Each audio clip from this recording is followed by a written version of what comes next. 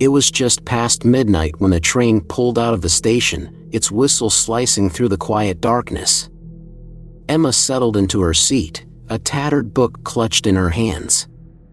She was on the Midnight Express, a special train running through the remote countryside, and she had only the driver's word that it would reach her destination on time.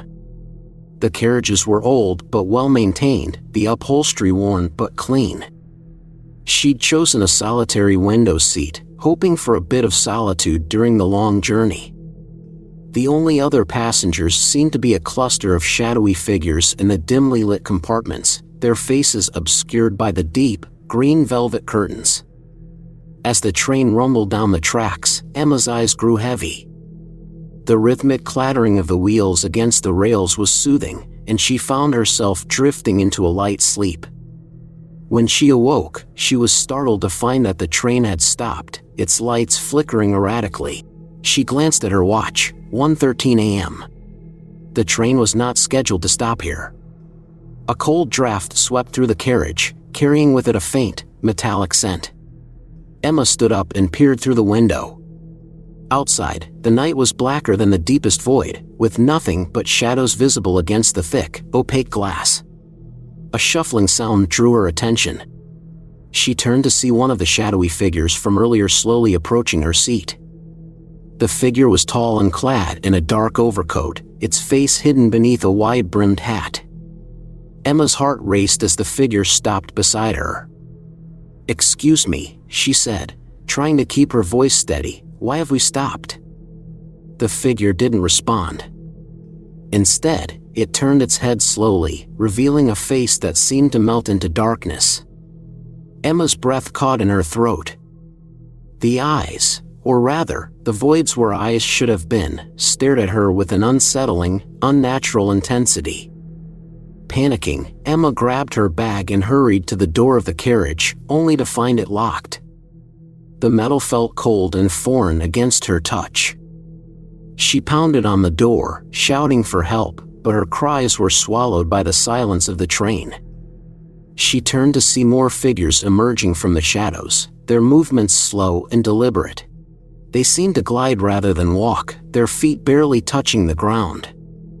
Emma backed away, her mind racing. She had to find another way out. With a surge of desperation, she darted down the aisle, searching for another exit. The train seemed to stretch endlessly before her, each carriage identical to the last. The figures followed, their silent pursuit punctuated by the occasional creak of the train. At the end of the carriage, Emma found a small door labeled "Service." It was unlocked. She slipped inside and found herself in a cramped, dimly lit storage room. Boxes and old suitcases were piled haphazardly around her. She took a deep breath, trying to calm her racing heart. Suddenly, the lights flickered and went out. The room was plunged into darkness. Emma fumbled for her phone, using its dim light to search for another exit. As she moved, she felt a chill crawl up her spine. The sound of something scratching against metal echoed through the room. In the faint glow, she saw it, a large, rusted vent on the far wall. It was covered with thick iron grates, but one was slightly ajar. With trembling hands, Emma forced it open and squeezed through.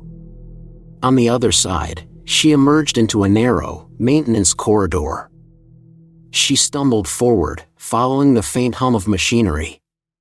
The corridor twisted and turned, each bend revealing more shadows, until she reached a door marked "Control Room."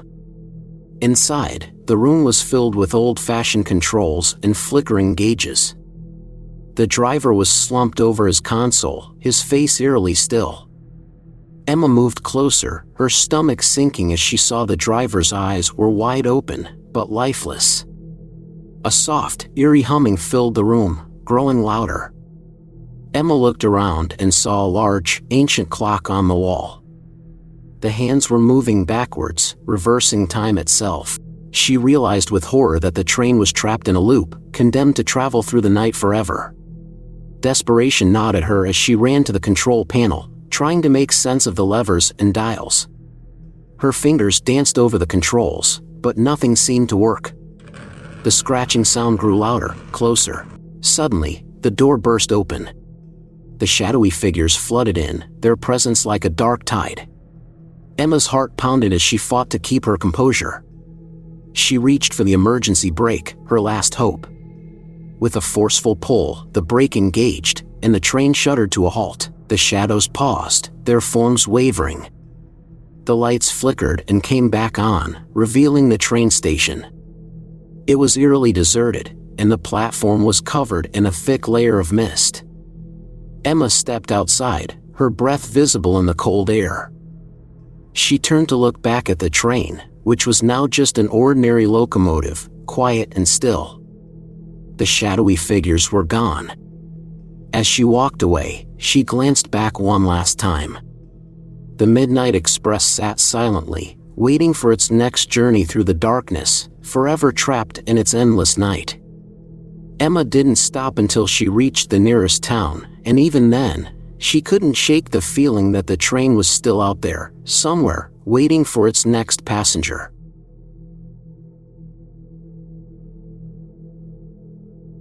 Hawthorne's railway station had long been abandoned, its crumbling walls and overgrown tracks a relic of a forgotten era.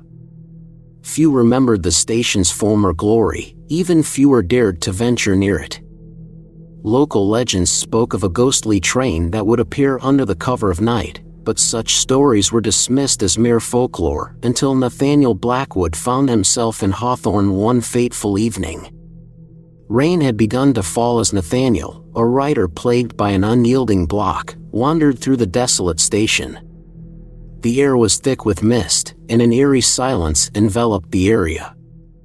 Drawn by a sense of uneasy curiosity, he approached the platform where the faded sign, barely clinging to its post, once read Hawthorne Station. He wandered inside, where the decayed remnants of ticket counters and rotting wooden benches told tales of a bygone era. A sudden chill settled over him, and an unnatural quiet pressed upon his ears. The station seemed to pulse with a malevolent energy, one that Nathaniel couldn't quite ignore. Minutes turned into hours, and as the fog thickened, a strange sound began to permeate the silence. It was a rhythmic clatter, like the distant roar of a train. Nathaniel dismissed it at first, attributing it to the howling wind or his overactive imagination. But the sound grew louder, more persistent, until it was unmistakably the noise of a locomotive on old tracks. A spectral light emerged from the mist, a ghostly glow that illuminated the platform. The silhouette of an ancient train became visible, its metal frame covered in layers of grime and rust.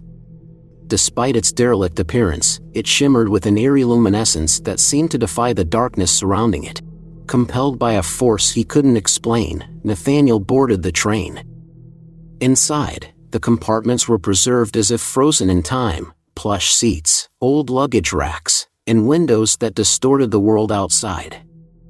The air inside was frigid, and the atmosphere was dense with a sense of dread.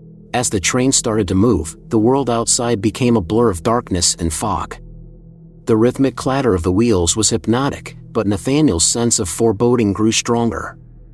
The temperature dropped sharply, and a palpable sense of despair filled the air. Without warning, the lights flickered and went out, plunging the train into complete darkness. Panic surged through Nathaniel as he fumbled for his flashlight, its beam casting fleeting shadows that danced and twisted in the darkness. The whispers began, a chorus of fragmented, anguished voices that seemed to emanate from the walls themselves.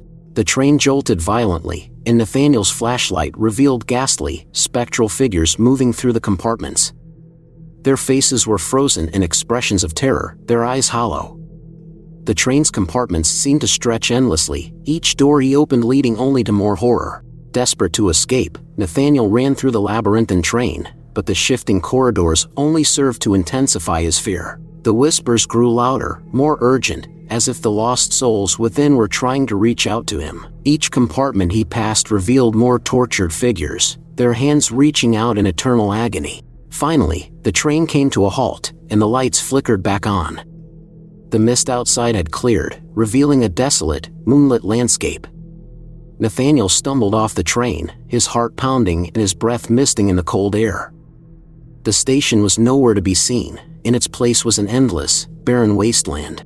He ran, driven by sheer terror, until he reached the edge of the fog. The station reappeared, seemingly untouched by time, as if the night's horrors had never happened.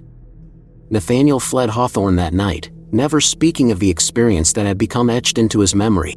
The legend of the train to nowhere persisted, whispered among the townsfolk of Hawthorne, a tale of a ghostly locomotive that wandered through the night in search of lost souls. And somewhere, in the depths of the fog and darkness, the train to nowhere continued its eternal journey, ever in search of new passengers to join its endless, nightmarish ride.